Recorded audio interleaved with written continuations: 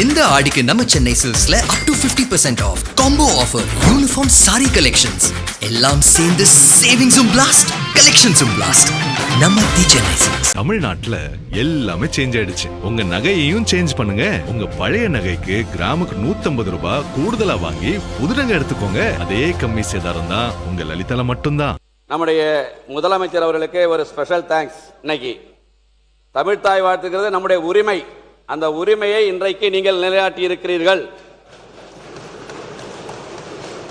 நமக்கான உரிமையை, இத்தனை ஆண்டு காலம் பெற முடியாத உரிமையை இன்றைக்கு சட்டமன்றத்தில் உங்களுடைய தனி தீர்மானத்தின் மூலம் நீங்கள் நிறைவேற்றி இருக்கிறீர்கள். தமிழுக்கு உயிர் கொடுத்திருக்கிறீர்கள். தமிழ் தாய் வாழ்த்தை புதுப்பிக்க செய்திருக்கிறீர்கள். உங்களுக்கு ஒரு ஸ்பெஷல் தேங்க்ஸ். அதே போல காவிரி டெல்டாவை சேர்ந்தவன், நெல்லுக்கு ஊக்கத்தொகை, கரும்புக்கு ஊக்கத்தொகை, அதுக்கு ஒரு ஸ்பெஷல் தேங்க்ஸ். காவிரி டெல்டா மாவட்டத்தை சார்ந்தவன் என்ற முறையில் மாண்புமிகு பேரவைத் தலைவர் அவர்களே, 31/3/2021 வரை தமிழ்நாட்டின் கடன் 4.85 லட்சம் கோடி. இன்றைக்கு 10 லட்சம் கோடி கடன். 2025-26 நிதி பற்றாக்குறை 1,24,007. 2026-27 1,21,819. இன்றைக்கு வருவாய் பற்றாக்குறை 2025-26 69,219. 2026-27 55,775 குறைந்திருக்கிறது. இது a good beginning makes a good ending. ஒரு நல்ல தொடக்கம் நல்ல முடிவை தரும் என்ற பழமொழியை பறைசாற்றுகிறது உங்களது பட்ஜெட். இந்த நிலையில் 2036 ஆண்டுக்குள் $1.5 டிரில்லியன் பொருளாதாரம் என்னும் அரசின் தொலைநோக்கு திட்டம் உள்ளபடியே மகிழ்ச்சி அளிக்கிறது. செலவுகளை கட்டுப்படுத்துதல், வருவாயை பெருக்குதல் என பல முனை தாக்குதல்களை நீங்கள் தொடுத்திருக்கிறீர்கள். உலக வங்கி, இந்திய பிரதமரின் சிறப்பு செயலாளர், முன்னாள் பிளானிங் கமிஷனின் துணைத் தலைவர் மான்டேக் சிங் அலுவாலியா அவர்களை நியமித்தது இந்த நேரத்தில் பொருத்தமான சால சிறந்தது என்பதை நான் தெரிவித்துக் கொள்ள கடமைப்பட்டிருக்கிறேன். மாண்புமிகு பேரவைத் தலைவர்களே, மன்னனும் மாசற்ற கற்றோனும் சீர்தூக்கின் மன்னனின் கற்றோன் சிறப்புடையதாகும் என்ற ஔவையாரின் மூதுரைக்கேற்ப கற்றவருக்கு சென்றமிடமெல்லாம் சிறப்பு. பள்ளி கல்வித்துறைக்கு 44,527 கோடி பள்ளி கல்வித்துறை. இன்றைக்கு 44,527 கோடி ஒதுக்கப்பட்டு போதைப் பொருள் இல்லா தமிழ்நாடு, ட்ரக்ஸ் ஃப்ரீ தமிழ்நாடு என்ற செயலி உருவாக்கம், முதலமைச்சரின் காலை உணவு திட்டம், பெருந்தலைவர் காமராஜர் காலை உணவு திட்டம், 8ஆம் வகுப்பு வரை இலவச உணவு, ஹெல்மெட் மற்றும் வாட்டர் பாட்டில் வசதியில் கூடிய நவீன பிராண்டட் மிதிவண்டிகள், பெருந்தலைவர் காமராஜர் உண்டு உரடை பள்ளி, குறிப்பாக சூப்பர் கிளீன் சூப்பர் கேம்பஸ். தமிழ்நாட்டில் இருக்கிற அனைத்து பள்ளிகளிலும் சூப்பர் கிளீன் சூப்பர் கேம்பஸ் அற்புதமான திட்டம். தினசரி தூய்மை குடிநீர், கழிப்பறைகள் வசதிகள் பராமரிப்பு, 24 மணி நேரமும் பாதுகாப்பு உறுதி செய்யப்பட்டிருக்கிறது. மாண்புமிகு பேரவைத் தலைவர்களே, இந்தியாவில் அதிக சேர்க்கையில் முன்னிலையில் உள்ள தமிழ்நாடு உயர்கல்விக்கு 8,393 கோடி ஒதுக்கீடு.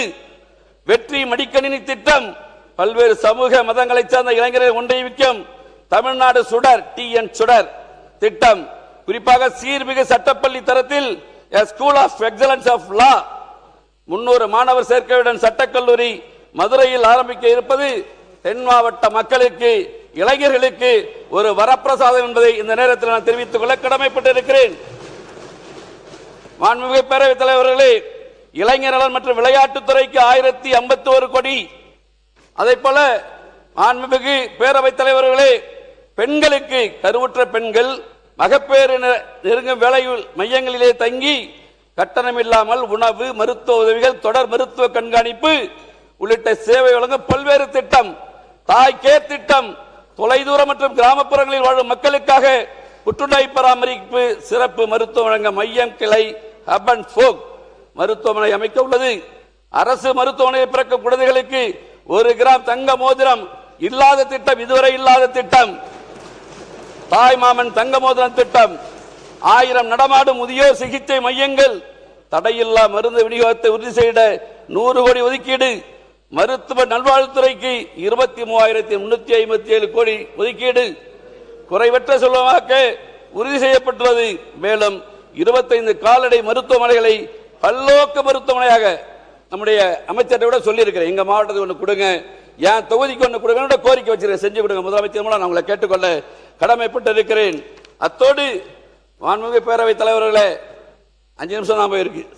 சமூக நீதி பிறப்பிடமாக கருதப்படும் தமிழகத்தில் ஆதிதிராவிடர் மற்றும் பழங்குடியினரின் சமூக பொருளாதாரத்தை உயர்த்த வெற்றி தொழில் முனைவோர் திட்டம், அண்ணல் அம்பேத்கர் தொழில் முன்னோடிகள் திட்டம், மண்ணின் மகள் திட்டம், அயோத்திதாசர் பண்டிதர் வாழ்விட மேம்பாட்டு திட்டம் மற்றும் ஆண்டோர் மேம்பாட்டு திட்டம் போன்றவைகளுக்கு 3937 கோடி ஒதுக்கீடு. அனைத்து பெண்களுக்கும் திருமண நன்னாளில் 8 கிராம் தங்க நாணயம், ஒரு பட்டுப்புடவை. இந்த தமிழகத்தில் இருக்கிற பெண்களுக்கு ஒரு பட்டுப்புடவையும் 8 கிராம் தங்கம் வழங்குகிற உங்களது அற்புதமான திட்டம் பெண்களுக்கு வரப்பிரசாதம்.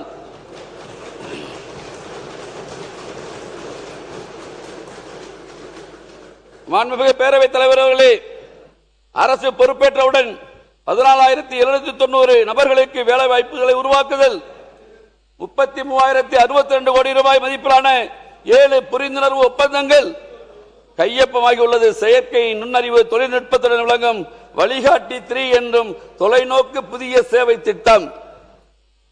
மாண்புமிகு பேரவைத் தலைவர்களே, பல்வேறு மாவட்டங்களை விண்வெளி தொழில் முதலீட்டு மண்டலமாக அறிவித்து இந்தியாவின் முதல் செயற்கை நுண்ணறிவு மற்றும் புத்தாக்க நகரமாக அறிவகம் என்ற நகரம் உருவாக்க இருப்பது. எஃகு உற்பத்தியை ஊக்குவிப்பம், பசுமை எஃகு உற்பத்தி முன்முயற்சி, தொழில் முனைவோருக்கான தொழில்நுட்ப முயற்சி இன்னும் பல்வேறு திட்டங்கள். மாண்புமிகு பேரவைத் தலைவர்களே, 2640 மெகாவாட் மின் உற்பத்தி திறன் கொண்ட உடன்குடி மற்றும் இன்னூர் அனல் மின் திட்டம், பல்வேறு மின் திட்டங்களை கொண்டு வந்து தமிழ்நாட்டில் இங்கே சொல்லிக் கொண்டிருக்கிறார்களே. மின் மிகை மாநிலமாக நிச்சயமாக உங்களது ஆட்சி காலம் அமையும் என்பதை மாண்புமிகு புரட்சி தலைவி அம்மா காலத்தில் எப்படி மின் மிகை மாநிலமாக தமிழ்நாடு இருந்ததோ அந்த தொலைநோக்கு திட்டத்தை நீங்கள் கொண்டு வந்திருக்கிறீர்கள். நிச்சயமாக புரட்சி தலைவி அம்மா அவர்கள் கொண்டு வந்த அந்த திட்டத்தின் மூலம் தமிழ்நாடு மின் மிகை மாநிலமாக ஆகியது. இப்போதும் தமிழ்நாடு மின் மிகை மாநிலமாக ஆகும். அதற்கான திட்டங்கள் இந்த பட்ஜெட்டில் நிறைய இருக்கிறது. மாண்புமிகு பேரவைத் தலைவர்களே, விவசாயிகளின் நலனுக்காக எங்களுடைய பகுதி டெல்டா பகுதி 144 கோடி ரூபாய் குறுவை தொகுப்பு, 75,000 ரூபாய் விவசாய கடன் தள்ளுபடி நீங்கள் அறிவித்திருக்கிறீர்கள், உள்ளபடியே வரவேற்கிறோம். ஆனால் எங்களது பகுதியில் இருக்கிற விவசாயிகள் நம்முடைய புதிய முதலமைச்சரிடம் சொல்லுங்கள், நம்முடைய பகுதியினுடைய வேதனையை சொல்லுங்கள் என்று சொல்லியிருக்கிறார்கள். இங்கே இருப்பவர்கள் உங்களுக்கு எதிராக வாக்களித்தவர்கள், நான் உங்களை ஆதரித்து வாக்களிக்கிறேன். நான் உங்களை கேட்டுக்கொள்கிறேன், சிறு குறு விவசாய கடன்களை தள்ளுபடி செய்யுங்கள். நீங்கள் இன்னும் எத்தனை ஆண்டு காலம் ஆனாலும் விவசாயிகளின் நெஞ்சங்களில் நீங்கள் குடியிருப்பீர்கள். கிட்டத்தட்ட 6,000 கோடி ரூபாய் தள்ளுபடி பண்ணிட்டீங்க. இந்த 8,000 கோடி ரூபாய் தான் இருக்கு. கிட்டத்தட்ட இந்த சிறு குறு விவசாயம் என்ன குறிக்கிடாதீங்க, மாண்புமிகு பேரவைத் தலைவர்களே, குறிக்கிடக்கூடாது. நான் பேசுவேன். சிறு குறு விவசாயிகளின் கடன்களை முழுமையும் தள்ளுபடி செய்யப்பட வேண்டும். ஏன்னா ஏன் டைம் போயிடும், எனக்கு 15 நிமிஷம் காலைல நீங்க கொடுத்துட்டீங்க. அதுக்காக நான் ஸ்பீடா படிக்கிறேன், இல்லைன்னா எல்லா பக்கத்தையும் பிரட்டிக்கிட்டே வந்துட்டு இருக்கேன். ஒவ்வொரு பரிதா படிக்கிறேன். குறிக்கிட காலையில் நீங்க சொல்லிட்டீங்க பேரவைத் தலைவர்களே, வேகமா படிங்க, வேகமா படிங்க. 15 நிமிஷம் முடிச்சிட்டேன். சிறு குறு விவசாயிகள் பெற்ற கடன்களை முழுமையும் தள்ளுபடி செய்யணும் முதலமைச்சர்களே. எங்க எதுக்கு வேணாலும் கவர்ச்சி திட்டங்களுக்கு கடந்த காலங்களில் கடன் வாங்கியதை போல உண்மையான நல்ல திட்டங்களுக்கு விவசாயிகளுக்கு உதவுகிற இந்த திட்டத்திற்கு நீங்க எங்க வேணாலும் கடன் வாங்க. ஆனால் சிறு குறு விவசாயிகள், டெல்டா பகுதியில் இருக்கிற சிறு குறு விவசாயிகள் கடன்களை தயவு செய்து தள்ளுபடி செய்யுங்கள். எங்களது விவசாயிகளின் வாழ்வில் ஒளியேற்றுங்கள் என்று உங்களை நான் கேட்டுக்கொள்ள கடமைப்பட்டு இருக்கிறேன். அத்தோடு எங்களுடைய நன்னிலம் சட்டமன்ற உறுப்பினர் குறிப்பிட்டதை போல டெல்டா மாவட்டங்களை, வறட்சி பாதித்த மாவட்டங்களை அறிவியுங்கள். நிதி வரும்போது அவருக்கு உதவுங்கள். என்றைக்கு உபரி நிதி தமிழ்நாட்டிற்கு வருகிறதோ நல்ல திட்டம் மாண்டேக் சிங் அல்வாலியா, வரி வருவாயை பெருக்க வேண்டும், ஊழலை ஒழிக்க வேண்டும். உங்களது எண்ணம் நிறைவேறும். அந்த நேரங்களில் விவசாயிகளுக்கு உதவி செய்யுங்கள். எங்களது மாவட்டம் வறட்சி மாவட்டம். மாண்புமிகு புரட்சி தலைவர் அம்மா அவர்கள் இருக்கும்போது வறட்சி மாவட்டமாக அறிவித்தார். வருவாங்க. அதே மாதிரி நாங்க உங்களை கையெடுத்து கும்பிடுறோம். ஒரு தடவை வந்து எங்களை பார்த்து இது அங்கேயே அறிவிச்சுவாங்க. நீங்க இருக்கிறது வரைக்கும் நீங்க தான் முதலமைச்சர், யாராலையும் செய்ய முடியாது.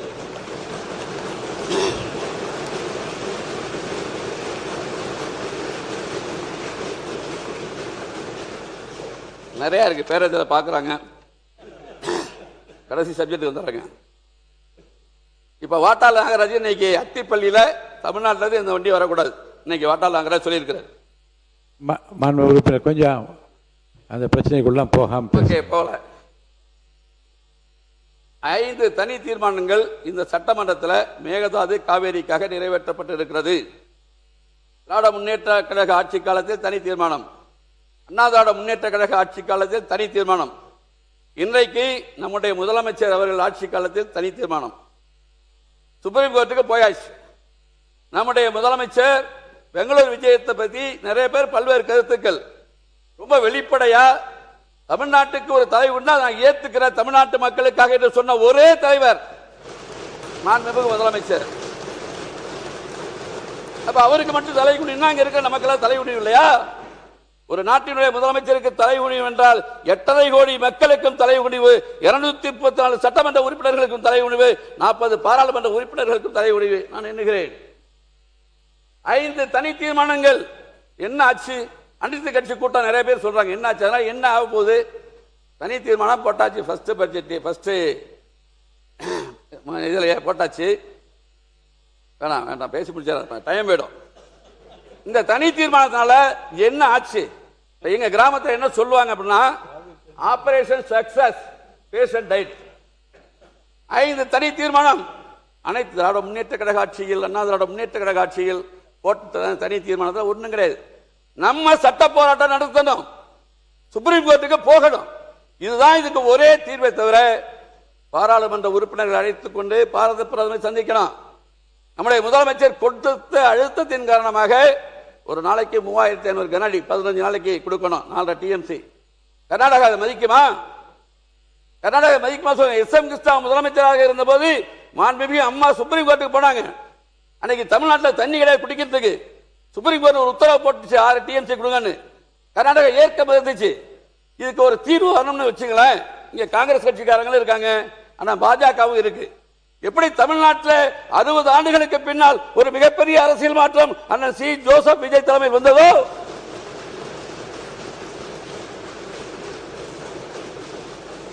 அதை போல கர்நாடகத்தில் காங்கிரஸ் பாஜக இல்லாத ஒரு அரசு அமையப்பெற வேண்டும். மத்தியில் பாரதிய ஜனதா காங்கிரஸ் இல்லாத ஒரு அரசு அமையப்பெற வேண்டும். அப்போதான் இருங்க இருங்க இருங்க அப்போதான் இருக்கிற இந்த 2 அரசாங்கமா உட்காருங்க உட்காருங்க உட்காருங்க உட்காருங்க உட்காருங்க உட்காருங்க அமைச்சர் உட்காருங்க. இந்த 2 அரசாங்கமா உட்காருங்க, நான் சொல்லி முடிச்சிடுறேன். நீங்க 5 பேர் எம்எல்ஏ இருக்கு, உட்காருங்க உட்காருங்க உட்காருங்க. அம்மா மாண்புமிகு உறுப்பினர் உட்காருங்க, நான் சொல்லி முடிச்சிடுறேன். பேரவைத் தலைவர்களே, அடுத்த மாநிலத்தை பற்றி இந்த கட்சி தான் இருக்க வேண்டும் என்பதெல்லாம் அவைக்கு உறுப்பினர் இடம்பெறக்கூடாது என்பதுதான் எல்லோருடைய ஒட்டுமொத்த கருத்து. கர்நாடக அரசியலுக்காக அங்க இருக்கிற டி.கே. சிவகுமார் ஒரு சொட்டு தண்ணீர் கூட தமிழ்நாடு தரமாட்டாங்க. இப்ப மேகதாது கட்டணம்னு வச்சுங்க. இப்ப கபினியிலிருந்து வரக்கூடிய எக்ஸஸ் வாட்டர் கடந்த 1 மாதமா நமக்கு 10,000, 15,000, 20,000, 30,000, நேற்றுக்கு 8,000 கனடி தண்ணீர் கபினியிலிருந்து நமக்கு வருது மேட்டூருக்கு. இந்த மேகதாது அணை கட்டினா நம்முடைய மரியாதைக்குரிய சகோதரி சொன்னாங்க, சௌமியா பாட்டாளி கட்சியுடைய தலைவர், தருமபுரியிலிருந்து 4 கிலோமீட்டர், நம்ம தமிழ்நாடுலேருந்து 4 கிலோமீட்டர் சொல்லி இந்த மேகதாது அணை கட்டப்பட்டால் இந்த 10 நாட்களாக வந்த உபரி நீர் தடுக்கப்படும். அங்கே ஒரு சொட்டு தண்ணீர் கூட தமிழ்நாட்டுக்கு வராது. டெல்டா பாலைவனமாகும். ஒரு காலத்தில் இலங்கையிலிருந்து அகதிகள் வந்ததை போல எங்களுடைய டெல்டா பகுதி விவசாய தொழிலாளர்கள் பாதிக்கப்படுவார்கள், வேதனையோடு சொல்கிறோம். இதை அப்படியே தடுத்து நிறுத்த வேண்டிய பொறுப்பு நம்முடைய முதலமைச்சருக்கு அனைத்து தகுதி இருக்கு. இன்னைக்கு தான் 100 நாள் தான் நம்முடைய முதலமைச்சர் பதவியேற்று 10/5/2026 பதவியேற்றாங்க. நம்ம சட்டமன்ற உறுப்பினர்லாம் 11ஆம் தேதி பதவியேற்றோம். 100 நாள் தான் ஆகுது. 100 நாட்களுக்குள்ள பல்வேறு திட்டங்களை கொண்டு வந்திருக்கிற நீங்கள் நம்முடைய நாட்டின் நிதிநிலையை சரி செய்து 90 நாள் 3 மாசம் 90 நாள் சரி சரி சாரிங்க சாரி உறுப்பினர்கள சாரி மறந்து வச்சுங்க. 100 நாட்களுக்குள்ளாக பல்வேறு திட்டங்களை கொடுத்திருக்கிற நம்முடைய முதலமைச்சர் விவசாய சங்க பிரதிநிதிகளாக நம்முடைய அமைச்சர் பெருமக்களை பார்த்து 2 பேசினாங்க.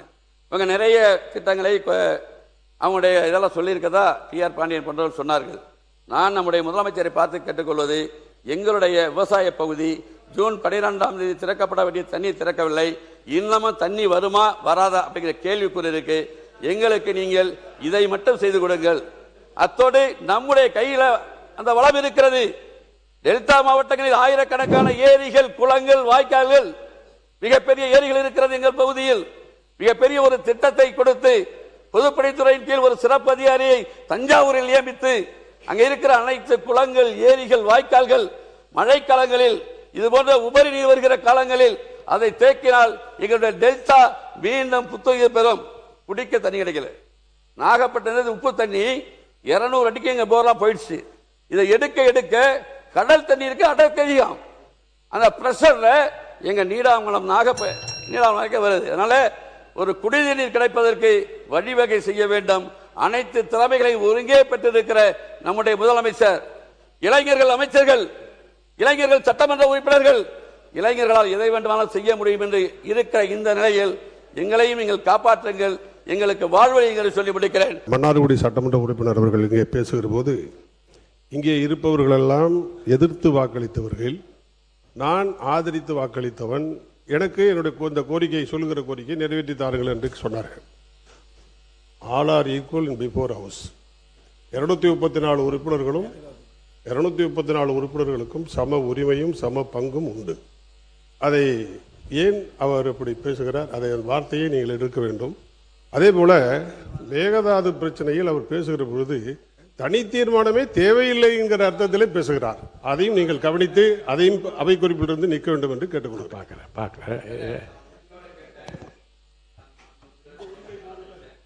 கேட்டேன், அது தவறுன்னு அண்ணன் நினைச்சா அது டெல்டா பகுதிக்கு அவர் எதோ துரோகம் பண்றாரு ஐயா எனக்கு வருது.